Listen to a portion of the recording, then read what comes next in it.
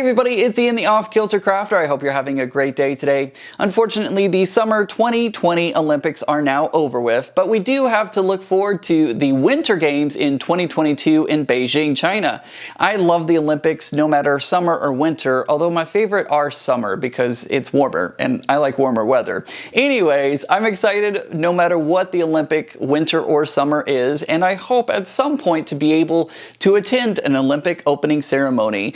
I was hoping to be in Tokyo for the 2020 Olympics, but we all know what happened there. Anyways, let's go ahead and start putting our clue number 2 for Olympia together. All right, I have everything ready to go. I have my pressing mat and my iron.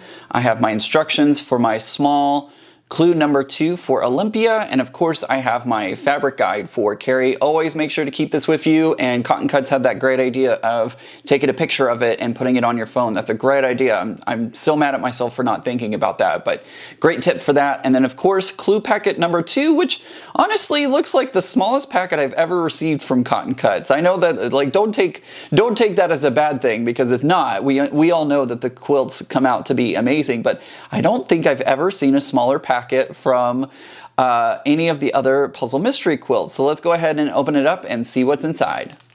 All right, let's take a look and see what's included with this clue. We have, these are, I think, some of the smallest triangles I've ever received from Cotton Cuts. We have 4 very teeny tiny triangles of fabric B.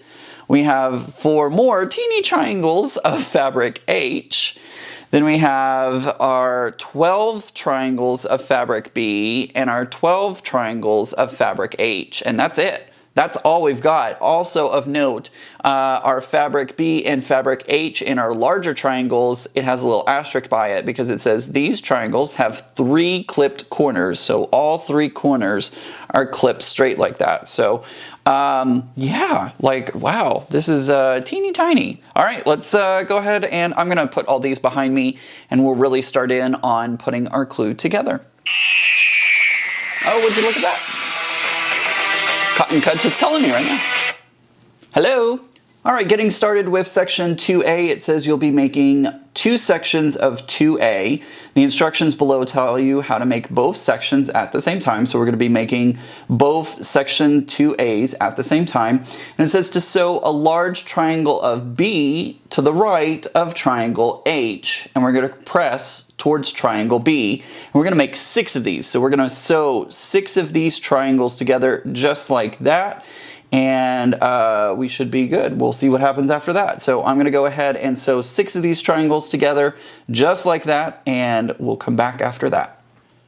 I want to do a close-up really quickly of how this works whenever you're putting these 2 together, because this might feel a little unnatural to you if you've not sewn triangles like this before. But basically what happens is we're sewing along this seam right here whenever you're putting these 2 together, because remember on our instructions it says we're going to take H and B and we're going to sew across that shape. So it can feel a little unnatural, but basically what's happening is I'm going to take, for this example, I'm just flipping this one over. You could go either way. It doesn't really matter, but I'm going to take this fabric and I'm going to lay it on top so that the corners right here, my corners match up.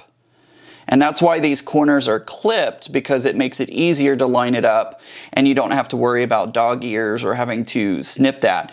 And then you're going to sew right across this edge right here. So you're going to put this into the machine whenever you're sewing. I have a guide on this side to help me stay at that 1/4 inch, and so I rest this edge up against my 1/4 inch guide. But you're going to sew a 1/4 inch, and usually that's right where these points are, is where our needle is going to go across. So you're going to sew on this side, and whenever you're done, you should have the triangles sewn together just like that. And we're going to take a look at that right now. So like I said, whenever you sew, you have that 1/4 inch line right there, and then it'll open up like this. And of course, we're pressing towards our B fabric, and I'll show you how to press that right now. All right, there we go. I have sewn all of them together. I'm going to go ahead and press this one out, this last one that I'm doing right there. And remember, we're pressing towards our B fabric. In my case, it's kind of the whitish with sparkles on it and birds. All right, there we go. So I have 3 and 3. So if my math adds correctly, that's 6. I've done 6 of those like that. Let's move on to our step number 2. All right, moving on to step number 2, it says join 3 of the step 1 units together as shown.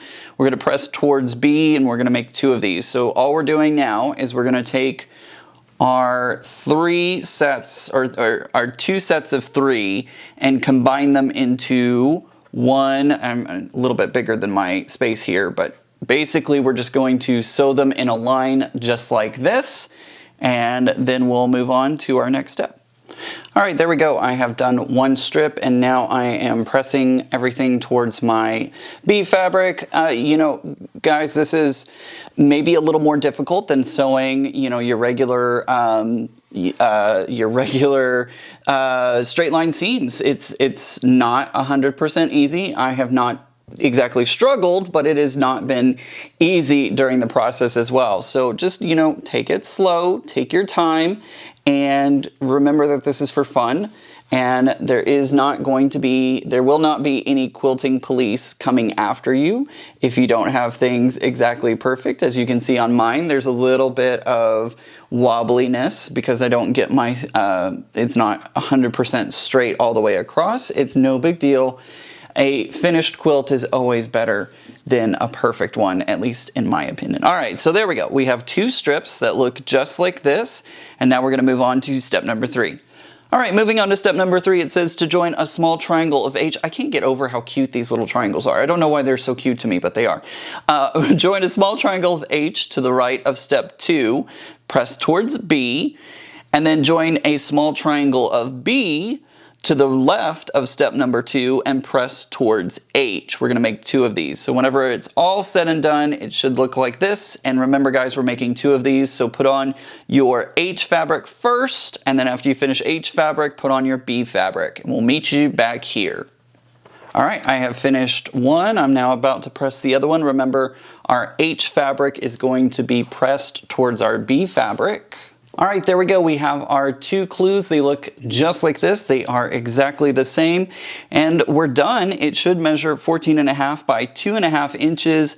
And then you're going to label these as section 2A, just like this. And I will set these off to the side and we'll move on to section 2B. All right, moving on to section 2B, it says you will be making 2 of section 2B.